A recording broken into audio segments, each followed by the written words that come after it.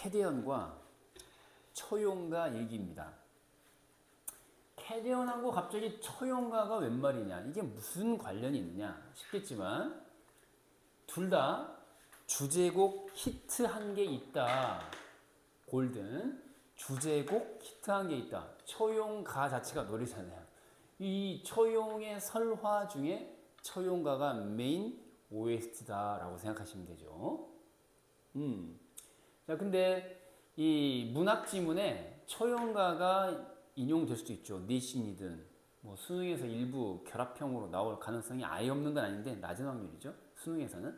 근데 내신에서는 일단 개정교육과정 2022 개정교육과정의 미래엔 출판사에 2025년에 고1 입학한 25년에 고1 입학한 내년에 이제 고2가 되는 친구들이 미래엔 출판사 문학교과서에서 만나게 될 작품이기도 하기 때문에 자, 문학 지문에 활용될 가능성을 한번 점쳐보도록 하겠습니다.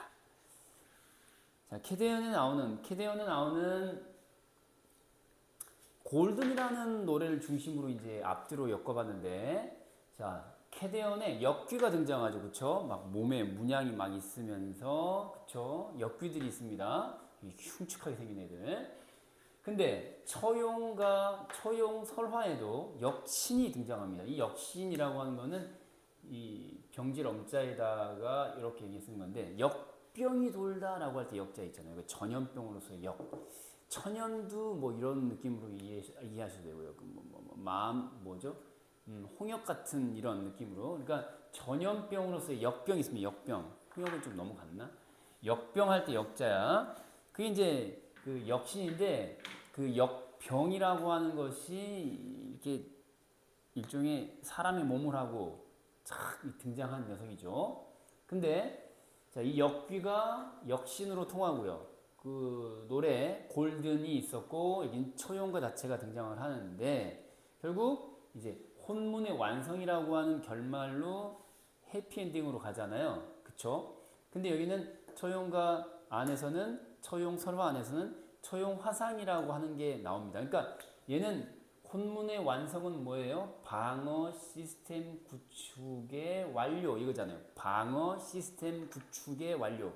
그러니까 그 역귀들이 인간 세계에 들어와 가지고 사람 혼을 쏙쏙 빼먹는 일이 없도록 막아내는 방어 장치, 방어 시스템이잖아요. 이렇게 반구형으로 이 방어 시스템인데 그게 완성되죠.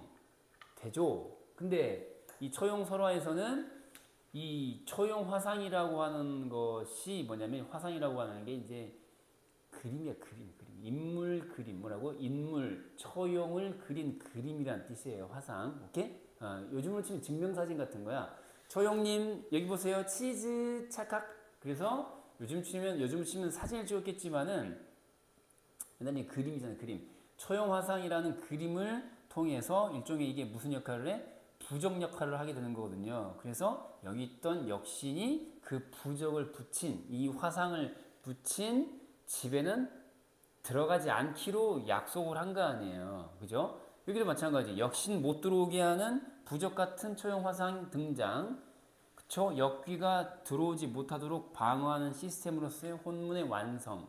자, 유사하죠. 그쵸? 유사합니다. 문제적 대상들이 나오고 그걸 물리치는, 그쵸? 노래가 등장하고 노래를 통해서 역귀 역신을 물리치는 그런 결과에 이르게 된다라고 하는 거죠. 자, 그럼 실질적으로 2022학년도가 아니라 2022 개정 문학교과서 미래엔 출판사에서 등장하는, 설화로는 삼국유사의 처용랑 망해사조의 절 이름이에요. 망해사조에 나오는 권이의, 삼국유사 권이에 나오는 배경 설화를 바탕으로 제시되어 있는데, 이게 만약에 내신이든 뭐 해외 특례, 지필, 고사 이든 이제 뭐 필답 고사, 필기 고사, 수강 능력 평가 뭐 이렇게도 일컬어지는 시험이 있는데요. 뭐 거기서는 나올 가능성이 되게 높습니다. 잘 보셔야 되겠어요. 그래서 한번 가보시면은 왼쪽은 이게 딱 보시니까 요렇게 나란히 나오고 현대어로 다시 번역을 한 걸로 봤을 때 한자를 빌려온 표기체계구나라는 느낌이 딱 오시죠. 그래서 얘를 뭐라고 해? 향가라고 합니다. 자, 뭐라고요? 얘? 향가입니다. 향가. 신라시대 때 만들어진 향가인데 신라 헌강왕 대의 배경 설화 보면 헌강왕 대의 용궁에 사는 용왕의 7 왕자들 중에서 한 놈이 그죠? 왕을 보좌하기 위해서 뾰로롱 하고 육지로 온 거예요. 그래서 이제 이 헌강왕을 도와주던 처용 오래도록 붙들어주고 싶잖아요. 용왕이 아들이니까 같이 있으면 어려운 일도 다 풀리고 하지 않을까? 그래서 이쁜 여자를 마누라로 붙여주는데 그 와이프가 너무너무 이뻐가지고 점점점 그런 이제 배경설화가 있는 거 아니에요? 아무튼 향가인데 하나 둘 셋 넷 다섯 여섯 일곱 여덟 몇 줄로 돼 있죠? 8줄로 돼 있으니까 구체구체 8구체 이 향가다라고 얘기를 하는 거죠. 자, 그래서 세바 밝기 달에 자 동경 밝은 달에 밤들이 놓이다가 했는데 이 동경이라고 하는 것은 이제 신라 수도 경주 정도로 보면 되겠죠. 그래서 시내 뭐 시내라고 의역해도 되고 뭐 경주 시내 정도로 이제 이해하시면 되겠죠. 신라 시대의 수도 경주 정도로 이해하시면 되겠고 거기에 밝은 달에 밤중에 밤들이 놓이다가 그랬어요. 그러니까 이제 밤늦게 술 처먹고 놀았겠죠. 이 새끼 이거 뭐야 조용이라는 새끼가. 그러니까 들어자 자리 보고 그래서 집에 돌아왔을 거 아니에요. 귀가해서 보니까 이 자리는 이제 잠자리가 되겠죠. 이불을 깔았는데 보니까 가라리 내이어라 그랬어요. 가라리 그랬는데 가라리는 가랑이 연상하시면 좋을 것 같아요. 가랑이 뭐 다리야 다리가 넷이다 이 말이야. 그럼 뭐야 기어다니는 짐승이야? 뭐야 사람은 다리가 둘인데 사람이 2명이란 뜻이겠죠. 그죠? 넷이라고 했으니까 2 플러스 2 체제로 누워있다. 이게 무슨 대형 마트도 아니고 그쵸? 추가 상품 증정 상품 있는 것도 아니고 2 플러스 2가 뭐냐 사람이 2명이 지금 엉켜있는 상태야. 뭐야 어떻게 된 거야? 둘은 뭐라 그랬어요? 내 해였고 그랬어요. 내 것이었고 그랬어요. 이건 누구겠어요? 이거는 이 두 개의 다리는 한 사람의 두 다리인데 그 두 다리의 주인공은 자기 어여쁜 뷰티풀 와이프 나라에서 연결해준 아내가 되겠죠. 근데 둘은 뉘 해연고 그랬어요. 둘은 누구의 것인고 그랬어요. 이 새끼는 누구냐? 아까 그 배경설화 아까 있었잖아요. 역신이라고 봐야 되겠죠. 그러니까 한마디로 얘기하면 이 처용설화는 한마디로 얘기하면 뭡니까? 불륜남 검거 현장에서 남편이 부르는 노래입니다. 이 불륜남이죠, 불륜남. 그쵸? 근데 본데 내해다 말한 그래서 본데 내해다 말한 본디 내 것이지만 아사날 어찌 하리꼬 그랬어요. 빼앗아간 거를 어떻게 하겠냐. 이 체념이죠, 체념. 그러면서 배경설화에 보면은 춤을 췄다는 거 아니에요. 이거 미친 거 아니야? 자기 마누라가 지금 자기 아내가 사랑하는 아내가 그쵸? 지금 뭐 어떻게 보면 이게 둘이 이게 그 서로 좋아서 그런 건지 일방적으로 했는지는 나와 있진 않지만 맥락상 일방적으로 지금 범죄의 현장이다라고 보는 거죠. 불륜이라기보다는 이제 일방적 범죄의 현장으로 보는 거죠. 근데 아무튼 그 새끼를 잡고 패대기를 쳐도 부족할 판에 내버려 둔 채로 그냥 그래 그 2 플러스 2로 가만 거기 있어라. 난 모르겠다. 그래서 밖에 마당에서 이렇게 춤을 추고 노래를 했다는 거 아니에요. 마치 골든 부르듯이 초용가를 부르는 거 아니에요. 그게 이 노래입니다. 이 노래를 불렀다 이거야.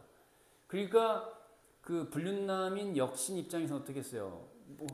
이게 뭐랄까 차라리 네 멱살을 잡고 살리네 죽이네 하는 게 속편할 수 있죠. 근데 이건 뭐 밖에 왔다고 기척은 내는데 나한테 딱히 뭐라고 하진 않고 그냥 어쩔 수 없지 뭐 2 플러스 2로 있어라 이러니까 어이가 없는 거죠. 그러면서 더 미안해지는 거죠. 차라리 내 뺨을 때리지. 그죠? 어쩌겠느냐라고 하니까. 그래서 이제 하도 미안하니까 너무너무 미안함이 2 플러스 2가 된 거야. 미안함이 2 플러스 2가 돼가지고 네 사진을 당신 사진이 없으니까 네 그림을 문짝에 붙이면은 내가 앞으로는 어떤 집에도 들어가지 않을게. 약속 하면서 고맙다 그러면서 헤어졌다는 거 아니에요. 그게 이제 배경 설화에 나옵니다. 자 이제 이게 팔구체 향가. 자 캐대언 보고 처형과 떠올려서 향가라는 소리도 들어보고 팔구체라는 소리도 들어보고 이것 자체가 향찰 표기라는 말도 덤으로 들어보는 거죠. 자 마무리. 이게 향찰 표기 방식이거든요. 그러니까 시골의 표기 방식이다. 중국 중심으로 봤을 때 우리는 시골이니까 우리식대로 표기했다 이거야.